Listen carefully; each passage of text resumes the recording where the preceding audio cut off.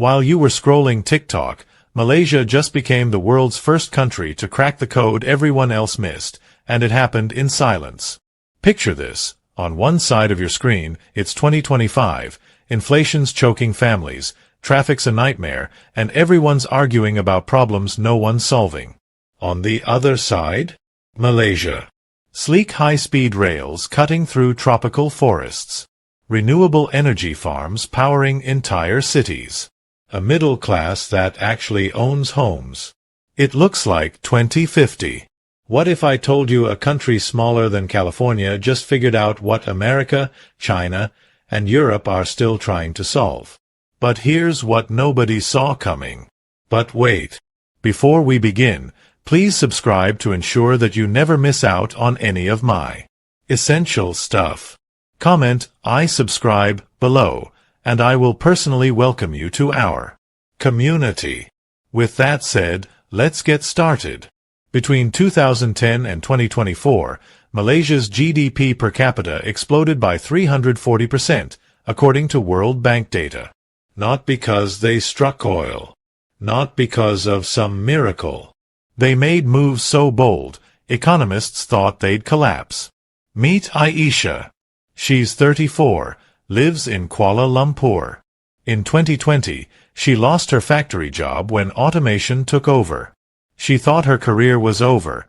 No degree, 2 kids, bills stacking up. Today, she earns $8,000 a month designing semiconductor components. She went from assembly line to design lab in 3 years. She thought her career was dead. Then Malaysia made one move that changed everything. But this wasn't luck. This was a calculated gamble that could have destroyed them. In 2019, when everyone was talking about AI and 5G, Malaysia did something crazy. They bet $50 billion on becoming a semiconductor manufacturing hub. Experts laughed. Taiwan already dominated. South Korea was untouchable. Why would Malaysia even try? A McKinsey Global Institute study from 2023 predicted Malaysia would capture maybe 15% of global chip manufacturing capacity by 2030 if everything went perfectly. They hit that target in 2024. 6 years early. Now let me tell you about Rahman. He's 48. Spent 22 years managing palm oil plantations, backbreaking work, $1,200 a month, his body falling apart. In 2021, he saw a government program, Retrained for Tech. He thought it was a scam. His wife pushed him to apply. He went from 110-degree fields smelling of diesel and dirt to air-conditioned clean rooms where a single speck of dust costs $10,000 in damage. He now supervises an AI chip fabrication line. Makes 5 times what he used to. His knees don't hurt anymore. Here's the insane part. Intel opened 8 facilities in Penang. TSMC built 7.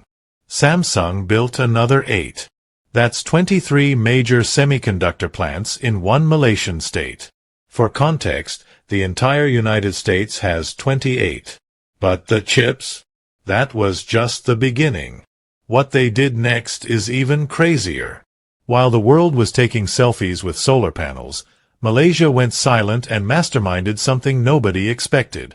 Today, Malaysia generates 87% of its energy from renewable sources. That's more than Norway. More than Iceland. According to the 2024 Energy Institute report, they're the world's most renewably powered industrialized nation. But here's the twist. They didn't just spam solar farms. They mastered something everyone ignored. Tropical hydroelectric systems and tidal energy. Meet City. She's 28, a marine biologist. 4 years, she studied the Malacca Strait, one of the world's busiest shipping channels. She designed underwater tidal turbines that generate power from ocean currents without disrupting marine life. Her design powers 2 million homes. She posted her prototype on LinkedIn. 3 governments reached out. Malaysia funded her in 48 hours. She had a working installation in 11 months. If you've ever felt like your ideas were too big, too expensive, too impossible, Remember City was ignored by her professors for 3 years. They told her tidal energy was a fantasy. Now, Singapore still imports 95% of its energy. Malaysia exports electricity to Thailand, Indonesia, and the Philippines. Energy made them rich. But what they did with that wealth? That's where the Real story begins. Malaysia solved a problem that shattered the American dream: affordable housing. 89% home ownership rate. Let that sink in. In the United States, it's 65%. In the UK, it's 63%. Malaysia's at 89%, according to the Malaysian Housing Authority's 2024 report. How? They did something radical. The government partnered with construction tech companies to mass-produce 3D printed homes. A 3-bedroom house costs $45,000. You can get a 20-year mortgage at 1.5% interest if you're a first-time buyer. Let me introduce you to Zach and Yuna. Both 27. Both teachers. Together, they make about $3,000 a month. In most countries, they'd be renting forever, probably with roommates. In Malaysia, they bought a house in 2 years. Yuna told me they cried when they got the keys. Not because the house was fancy. It's small, simple, functional. They cried because it was theirs. At 27. On a teacher's salary. But here's the part that makes you stop and think. There's a dark side to this speed that no one's talking about. 147 indigenous villages were relocated to make room for industrial zones. That's according to a Human Rights Watch report from 2024. The Malaysian government offered compensation, job training, new housing. But you can't compensate for an erased culture. Some communities adapted. The Orang Asli people in Pahang created the Orang Asli Digital Hub, teaching coding to kids who grew up in the jungle. They're thriving. But others, their way of life just disappeared. Pak Din is 67. His family worked the same rubber tree plantation for 4 generations. In 2022, the government took the land for a data center. He got $80,000 and a job offer. Security guard at the facility built on his ancestors' soil. He took it. What choice did he have? His grandkids have laptops now, internet, opportunities he never dreamed of. But when he drives past where his trees used to be, rows and rows of them, older than his grandfather, he cries. He's proud. And he's heartbroken. Both at once.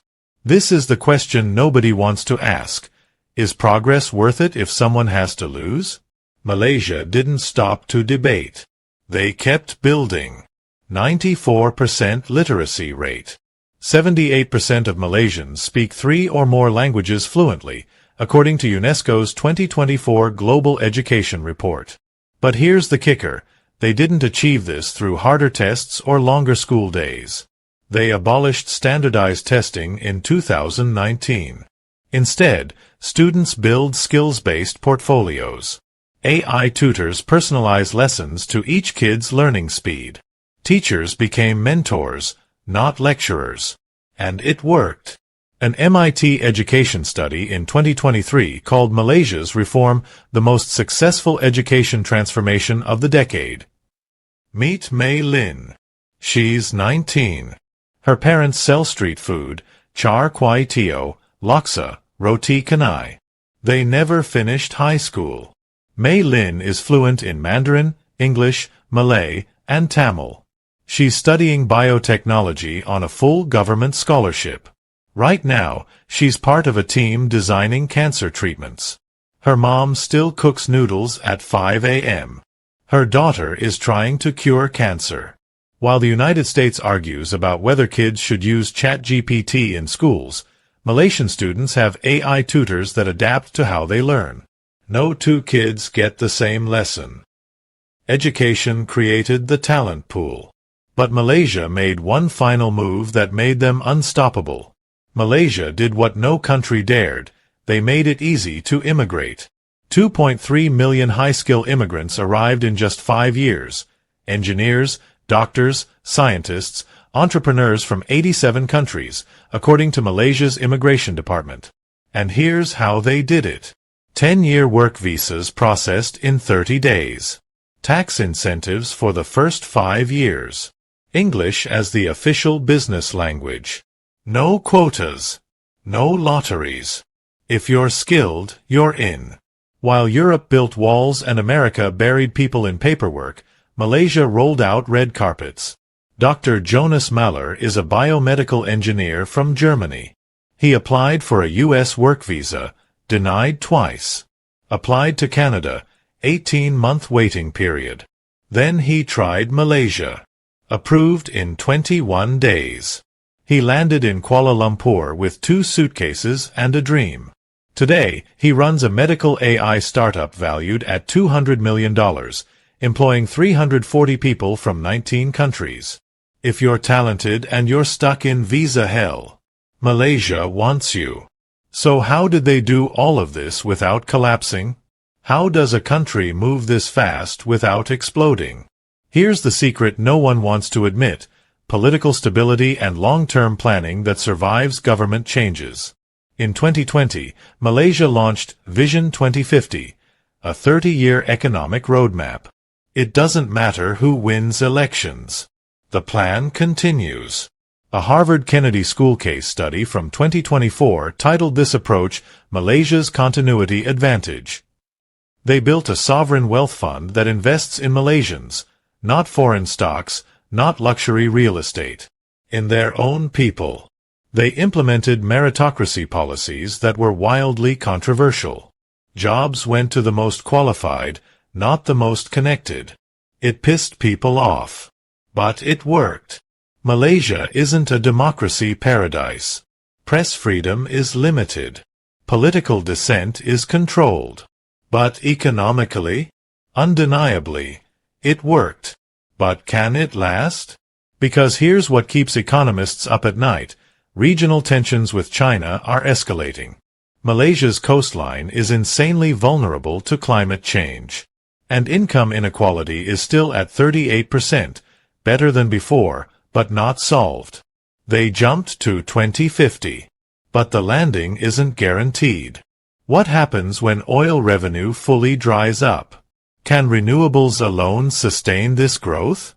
Dr. Rashid Kumar, one of Southeast Asia's leading economists, put it bluntly: Malaysia built a rocket. Now they need to learn how to fly it. Here's what I want you to think about. If Malaysia can go from palm oil plantations and beach resorts to a semiconductor superpower in 15 years, what's your country's excuse? Drop your country in the comments and one thing they could learn from Malaysia. Or tell me if you think this whole thing is about to collapse. Because next week, I'm covering the country that tried to copy Malaysia's playbook and failed spectacularly. Would you move to Malaysia tomorrow if you could? Or is there something they're hiding that we missed?